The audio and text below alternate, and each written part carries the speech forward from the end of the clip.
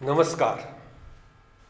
ગુજરાતી વ્યાકરણ પરિચયમાં અગાઉ આપણે નામ અને સર્વનામ વિશે ચર્ચા કરી.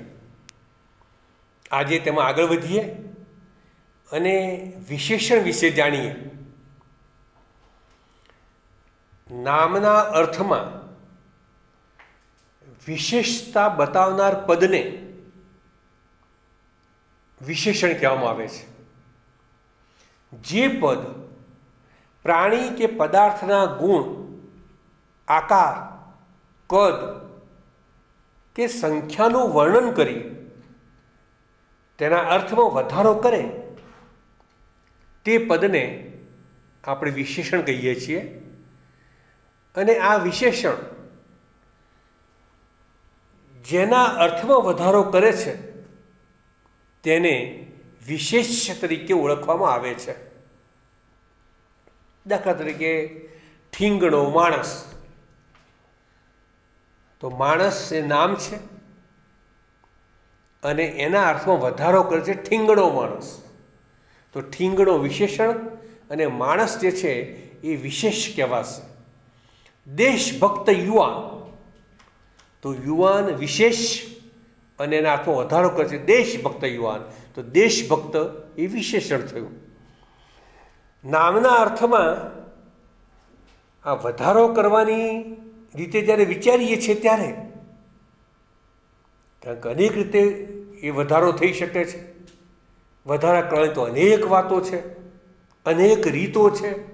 એટલે આમ વિશેષણના ઘણા બધા પ્રકારો પાડી શકાય. આપણે વિશેષણના કેટલાક મુખ્ય પ્રકારોની સમજ મેળવીએ. એમાં સૌથી પહેલી વાત આવશે તો કે વ્યક્તિનામાં કંઈક વધારે વિશેષ વાત એમાં રજૂ કરેલી વાત આવે છે એટલે એને ગુણવાચક વિશેષણ એ વિશેષણનો પહેલો પ્રકાર છે. પ્રાણી કે પદાર્થના કોઈ ગુણ, એના કોઈ ખાસ લક્ષણ, એનો રંગ, એનો આકાર, એનો કદ, એનો સ્વાદ, આવી કોઈ પણ બાબતોની વિશેષતા બતાવતા પદને ગુણવાચક વિશેષણ તરીકે આપણે ઓળખીએ છીએ. ભીમ, ભીમ ઝાડ ઉપર ચડી શક્યો નહીં. હવે જાડો ભીમ ઝાડ ઉપર ચડી ન શક્યો, તો વાક્ય તો પૂરેપૂરું જ હતું કે ભીમ ઝાડ ઉપર ન ચડી શક્યો, પણ જાડો ભીમ ઝાડ ઉપર ન ચડી શક્યો, તો ભીમ એના અર્થમાં વધારો કરવા માટે જાડો શબ્દ આવ્યો. તો જાડો એ વિશેષણ છે, ભીમ એનું વિશેષ છે. 30 પગલાં ગણિતમાં સારું પુસ્તક છે. પુસ્તક છે, સારું પુસ્તક છે, તો સારું એ વિશેષણ થયું. નિધિ હોશિયાર વિદ્યાર્થી છે, તે ઉત્તમ કલાકાર છે. તો વિદ્યાર્થી છે પણ હોશિયાર વિદ્યાર્થી છે, તે કલાકાર છે, ઉત્તમ કલાકાર છે, તો હોશિયાર, ઉત્તમ એ વિશેષણ થયા. મરચું તીખું છે, તીખું જ હોય, પણ આ મોળું મરચું છે. મને ખાટું દહીં નથી ભાવતું. કડવું કારેલું આરોગ્ય માટે ઉત્તમ ગણાય છે. તો કડવું કારેલું, કડવું, ખાટું દહીં એટલે ખાટું, મોળું મરચું, મોળું, આ બધા જે શબ્દો જે છે એ નામના અર્થમાં વધારો કરે છે, એના ગુણ લક્ષણ બતાવે છે. તો આ બધા જ શબ્દો આવા તો ગુણવાચક વિશેષણમાં તો આના અનેક ઉદાહરણો આપી શકાય. અને આપણે જે ભાષા વાપરીએ છીએ, જે વાતો કરીએ છીએ, એમાં વારંવાર આવા ગુણવાચક વિશેષણોનો ખૂબ જ ઉપયોગ કરીએ છીએ. એનો બીજો પ્રકાર જોઈશું, સંખ્યાવાચક વિશેષણ. કારણ કે એમાં વધારો કરવા માટે ગુણ તો આવી ગયા, એના બધા લક્ષણો તો આવી ગયા, રંગ, આકાર, કદ, સ્વાદ, આવી બધી વાતો તો ગુણવાચક વિશેષણો આવી ગઈ. બીજી વાત રહી સંખ્યાની. તો વિશેષ્યની સંખ્યા બતાવી અને તેના અર્થમાં જ્યારે વધારો કરતું જે પદ છે એને આપણે સંખ્યાવાચક વિશેષણ તરીકે ઓળખીએ છીએ. આપણે નામના 5 પ્રકારની અને સર્વનામના 6 પ્રકારની ચર્ચા કરી.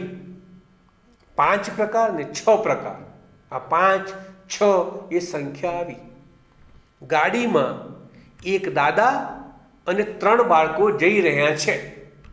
એક દાદા અને 3 બાળક ગાડીમાં જઈ રહ્યા છે. 1, 3 જો સંખ્યા આવે છે, નામના અર્થમાં વધારો કરે છે. બાળકો 3 બાળકો. મેં 2 લાડુ ખાધા અને તેણે 8 ગુલાબજાંબુ ખાધા. મેં 2 લાડુ ખાધા, એને 8 ગુલાબજાંબુ ખાધા. આપણા વર્ગમાં 41 વિદ્યાર્થીઓ છે. તો હવે 5, 6, 2, 8, 1, 3, 41 આ બધી જે સંખ્યાઓ જે છે એ સંખ્યાઓ અર્થમાં વધારો કરે છે, વિશેષને વિશેષ રીતે બતાવે છે. એટલે એ બધા થયા સંખ્યાવાચક વિશેષણ. આ સાથે બધા, કેટલાક આવા પણ પદો જે છે એ પણ સંખ્યા જ બતાવે છે. એ સંખ્યાવાચક જ છે, પણ તેમાં સંખ્યા નિશ્ચિત નથી. બધા, કેટલાક સંખ્યા નિશ્ચિત નથી.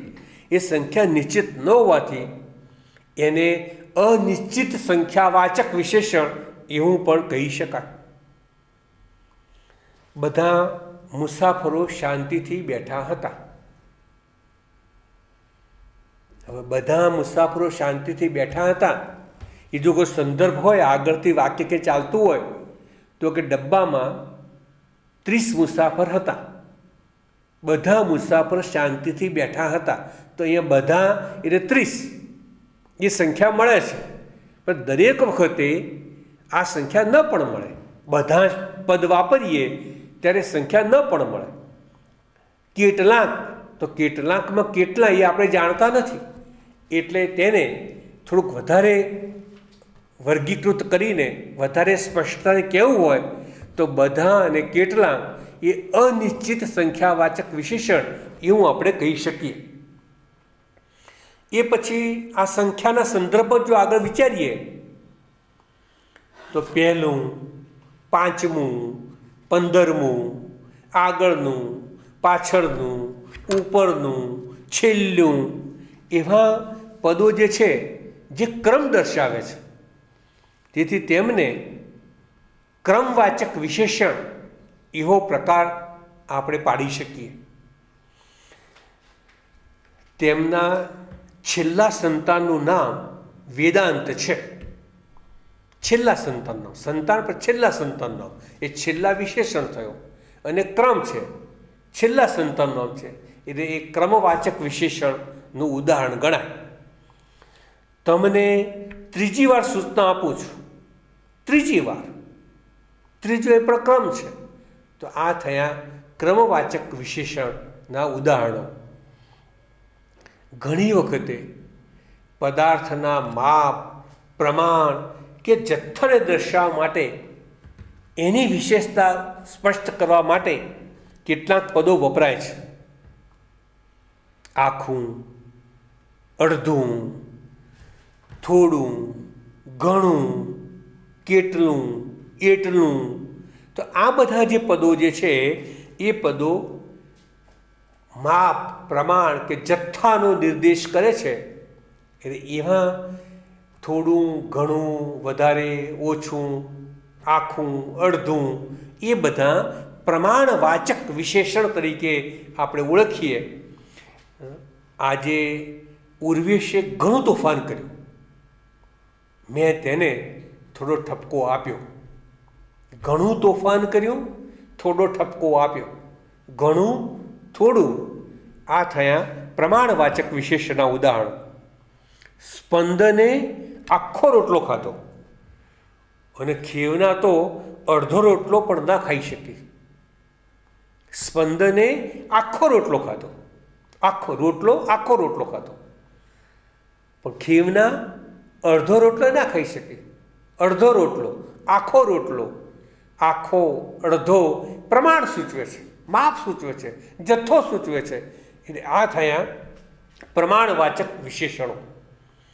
હવે મેં તમને અગાઉ સર્વનામની જ્યારે વાત કરતો હતો ત્યારે તમને કહ્યું હતું કે આ સાપેક્ષ સર્વનામ ને, દર્શક સર્વનામ ને, અનિશ્ચિતવાચક સર્વનામ ને, પ્રશ્નવાચક સર્વનામ ને, આ બધા યાદ રાખજો.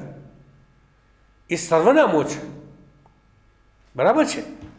એ અગાઉ આપણે આ બધી ચર્ચા કરી જ છે અને તમને એ વખતે યાદ રાખવા પણ મેં કહ્યું હતું. તો સાપેક્ષ સર્વનામ યાદ આવ્યું? જે, તે, જેનું, તેનું, જેવું, તેવું, આ સાપેક્ષ સર્વનામ હતું, જે નામની બદલે ત્યાં વાક્યમાં પ્રયોજાતું હતું.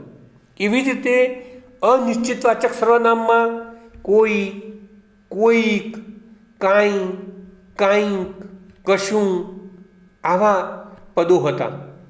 અને પ્રશ્નવાચક સર્વનામમાં કોણ, શું, કોને, કયું, શેનો, શાનું, આ બધા પદો આપણે પ્રયોજાતા સર્વનામ તરીકે, જે નામની જગ્યાએ આ પદો પ્રયોજાતા હતા.